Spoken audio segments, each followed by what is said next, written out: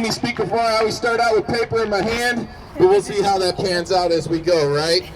Anyway, I want to thank Doug Ralston for stepping up for the Snohomish County Republican Party. I don't know if I should congratulate him or pray for him, right? I feel the same way, and I feel the same way in Island County. I wasn't going to do this, and a week before it all came down, I just couldn't let the people that were there down. They needed somebody to step up, and so I finally did it. I wasn't going to do it, but I appreciate the vote. So once again, my name's Tim Haslow. I'm going to kind of go through my notes and try to stay a little bit on target. I'm going to give you a little bit of a history lesson. Everybody like American history? I'm talking real American history. Not this BS that we get in schools today. I'm so sick of that crap. So we're going to talk a little bit about that. First of all, I want to thank you guys for what you did during the election. We got 148,000 votes in this 2nd congressional district, which is more than any other congressman or Republican candidate had gotten other than Koster back in 2010. And that's a big deal, guys. That's a great base. We had a great start. And with Doug and with me and with Skagit County and some of the other counties around here, we're going to work together this time around. We're going to have teamwork like I preached for the last 10 months. And we're going to do that. So thank you, guys. I want to give a shout out to the Island County Republican Party. They're doing this in Island County, and I'm not there. I'm here. So you know how it works out. All right, so what in the hell is wrong with our nation? I mean, really, let's think about this. What is wrong with our nation right now? We got problems.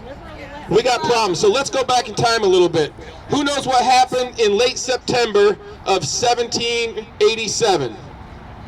That was when the Constitution was signed in Independence Hall in Philadelphia, right? And so Benjamin Franklin walks out of Independence Hall, he walks down the steps, and a lady in the street says, "Ben, what kind of government have we?"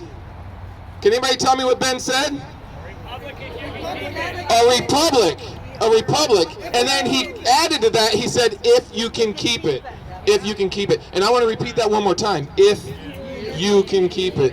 That's real important, you guys, because we're struggling to keep it right now. We're struggling to keep it. And they knew, our founders knew that it was going to be a struggle, and that it took people like us, well-educated, motivated people, to get out in the streets and not let it get stolen from us. All right, that's most of page 1 right there. I have to write big because I'm old and blind. So fast forward to now.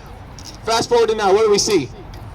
We see that the terror and the fight is no longer overseas, where some of us patriots, and Doug and myself, spent many years in the Navy overseas. So that fight's is not there no more. It's here on our shores. It's gotten into our country. It's in our country. And think about this. I talked to somebody just before this.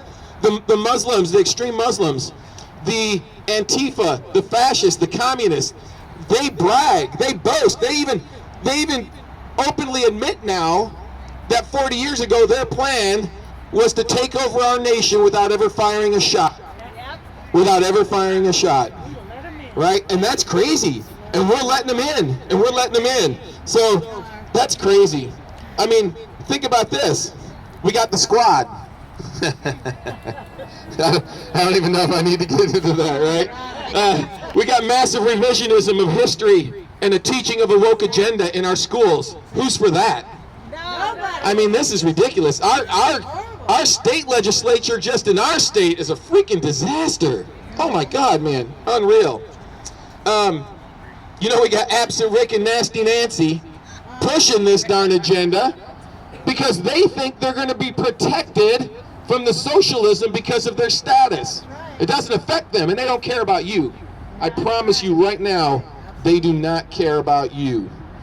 And we care about us. And you care about you. And she cares about him. And I care about you. Right? And we got to do this together as a team. And then we keep going, and we've got this pandemic. This purposefully put in place, I'm going to say it, leaked on purpose lie to keep us scared. To keep us in our homes. Right? To keep us in our homes. They're trying to make it so bad on us that we're going to beg them for a solution. Well, I don't want their solution.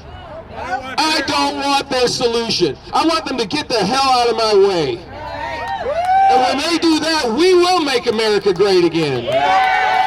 We don't need their solution. Yeah, we don't need their solution. Oh my gosh, boy, it's just getting full of it here. I'm gonna get quick. So let's think about this. We go through all that, and now we have the single biggest fraudulent election in the history of our nation. History of our nation. You know when mail-in ballot fraud started? Back in 1860. 64 actually. 64. When Abraham Lincoln was trying to get reelected. So this is the history lesson. This is part of the history lesson, right? So the generals that were wanting to reinstate the South as the party of prominence went down and they filled out ballots for dead soldiers, wounded soldiers that couldn't vote. And then they changed ballots of other soldiers who were continuously fighting that battle, and they got caught, and Lincoln was once again President of the United States. Well, what did they do after that, right? They killed the guy. They killed the guy. They wanted to kill his whole cabinet. If you want to read some history about that, the Patriot's Guide to American History, a great book. Anyway, so they got rid of him, and now we have this. 2016 was when it started, right? We have basement-dwelling Biden. We have Hillary Clinton. We have what I call Mullah Obama. I probably shouldn't say that in public. And they actively tried to dissuade and persuade and invade and corrupt our elections. And fortunately, Donald Trump won. So, but what's going on now? Let's think about it. You mentioned it. Doug mentioned it. Let's think about this. Counties and big cities and swing states with more votes than registered voters. What the heck is up with that, right? Hundreds of thousands of ballots dropped off in the middle of the night and counted for Joe Biden that were statistically impossible to reach those numbers when they weren't even supposed to be counting, but only in swing states and swing cities. Figure those odds, right? Every glitch and mistake that happened in the election went in the favor of Democrats. Not one went in the favor of Republicans. I mean, if just one went in the favor of Republicans, we could say, well, you know, maybe they were just mistakes, but these were not mistakes. Mark my words, these were not mistakes. And we got to fight that. I could go on that, but we're not gonna. So, as we know, Democrats want this election to be done by mail, going in the foreseeable future, and we got to prevent that. I think you talked about it. Doug talked about it. We got to fix that. I was going to talk about 1860. Don't need to. We covered that. Do I even need the microphone? Probably not. All right. Okay, all right. I got the microphone back. Okay, so I'm going to try and wrap this up real quick. So here's the thing, guys. Thank you. Here's the thing. I say, take back your liberty. Take back your liberty. Take back your rights. Because the only way we lose them is to give them up. And I'm here to tell you, as a guy that's been around the world a couple times and seen shit you never want to see, that we don't want to have to fight to get that stuff back, because it won't be pretty. It will not be pretty. So take back your rights, take back your liberty, take off your mask, take off your mind control device, open your businesses.